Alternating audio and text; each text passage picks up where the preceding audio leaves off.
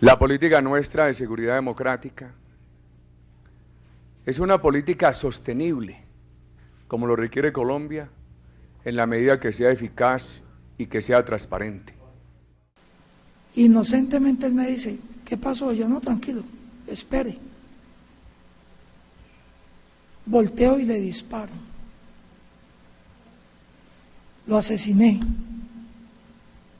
A nuestros hijos le robaron su rostro, le robaron su nombre y su identidad completa, porque en el momento que los desaparecieron, fueron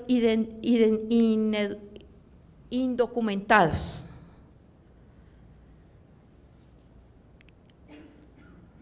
Y quedaron como NNs. Durante la década de los 2000, se le vendió a los colombianos la política de la seguridad democrática, una política de defensa y seguridad que buscaba combatir activamente a los grupos armados ilegales y la protección de los ciudadanos. Sin embargo, en la búsqueda de estos resultados, se dio una de las vulneraciones de derechos más grandes de nuestra historia. Aunque no se conoce el número exacto, hoy la cifra de los denominados falsos positivos asciende a los 7.837 víctimas. Aquí es donde entra la Jurisdicción Especial para la Paz. Nacida en 2017 como resultado directo del acuerdo de paz con las FARC. Su misión principal es clara: investigar, juzgar y sancionar a quienes fueron los principales líderes de los crímenes cometidos durante décadas en el marco del conflicto armado colombiano. Pero para comprender mejor esto, debemos entender qué fue el conflicto armado en Colombia. Nos remontamos al siglo pasado, a la década de los 60. En respuesta a las crisis sociales, políticas y económicas, y como forma de enfrentarse al ejército, se crean las guerrillas, entre ellas las FARC. La violencia en Colombia escaló a tal punto que nació un nuevo actor en la historia del conflicto armado, los paramilitares, de los cuales hablaremos más adelante. La situación del país era horrible. Cada mes se conocían nuevas masacres ejecutadas en las zonas menos favorecidas y con menos presencia del Estado en nuestro territorio, las periferias. Mientras que en la capital, que hasta el día de hoy funciona como centro, no se veía toda la persecución y miedo, en las periferias cada día se vivía bajo el temor de convertirse en una víctima del conflicto. Tras muchos intentos fallidos del gobierno de negociar con las FARC, el pueblo colombiano estaba cansado de la presión y reclutamiento generado por este grupo. Bajo esta idea surge la campaña del expresidente Álvaro Uribe. Con la premisa de seguridad democrática, el enfoque era distinto: vender mano dura y seguridad a los delincuentes y a las guerrillas. Su impacto fue tal que en el año 2002 ganó la presidencia en primera vuelta con el 54% de los votos. Cada reporte del gobierno que apuntaba a la reducción de las guerrillas en el país era todo un éxito, mostrando cifras que lo justificaban. Reportes que hablaban sobre la reducción de golpes de las FARC, de crecimiento de la delincuencia, una baja en la cantidad de militantes de las guerrillas, y datos que parecían mostrar que la eliminación total de grupos guerrilleros estaba cada vez más cerca. Pero no se sospechaba que detrás de estos informes se veía una realidad mucho más cruda e inhumana de lo que el gobierno mostraba. Entre enero y agosto del 2008, un grupo de madres de Soacha y de la localidad de Ciudad Bolívar denunció la desaparición de sus hijos. Aunque no se conocían entre sí, todos compartían el mismo perfil. Eran jóvenes de zonas vulnerables, desempleados o informales, que salieron de sus casas tras una supuesta oferta de trabajo en el campo. Tras varios meses en los que las madres se dedicaron a buscar a sus hijos de forma autónoma, recibieron notificaciones de medicina legal. Los cuerpos habían sido encontrados en Ocaña, norte de Santander, a más de 600 kilómetros de sus casas, enterrados como NN sin identificar. Al mismo tiempo, en los cementerios locales de Ocaña, Cimitarra y otras regiones, los encargados de las fosas y algunos médicos forenses notaron un patrón sospechoso. El ejército llevaba constantemente cadáveres de guerrilleros, que vestían de botas de caucho nuevas puestas al revés, uniformes impecables sin rastros de combate o heridas de bala a quemarropa. Para incentivar el aumento de resultados de la seguridad democrática, se formaliza un sistema de recompensas por cada guerrillero muerto. Recompensas como vacaciones, ascensos o cifras que llegaban a los 600.000 pesos eran dadas a los militares, sumándose a que la perspectiva de éxito de cada militar pasó a medirse por cuántos cadáveres había presentado. Si un militar no presentaba bajas, era castigado o destituido. A partir de esto, surgen los falsos positivos, ejecuciones extrajudiciales en nombre de la seguridad democrática. El afán del comandante de batallón era aumentar las estadísticas de bajas en combate. Los militares escogían a personas de zonas rurales o vulnerables, desempleados o habitantes de calle. Después de pagar civiles para ganar su confianza, los contactaban mediante una prometedora oferta de trabajo en el campo.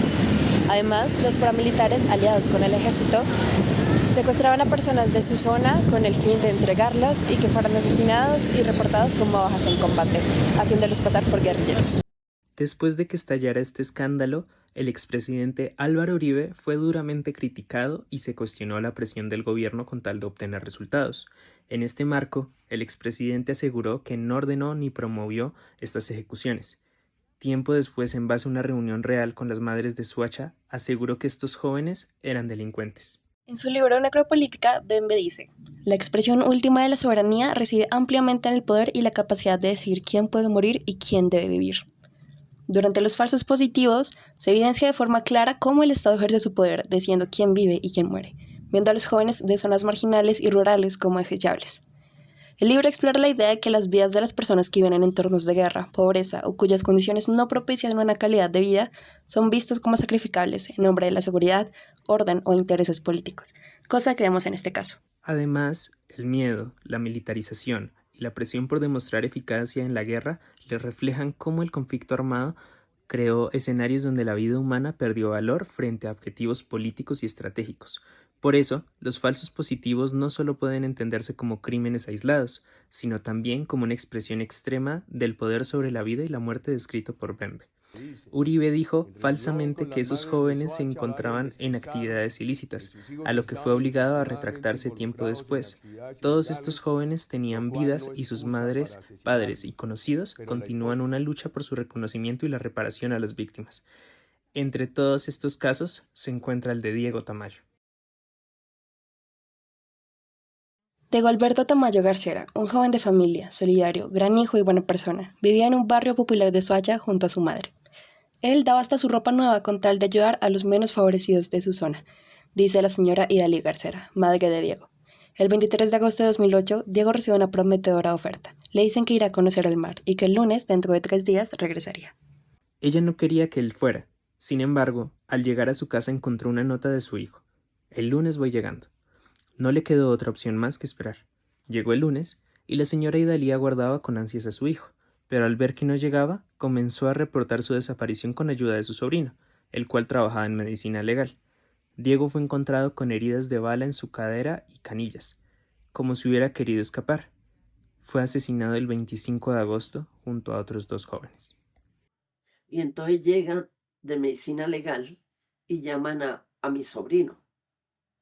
El joven que usted reportó, Diego Alberto, ya apareció.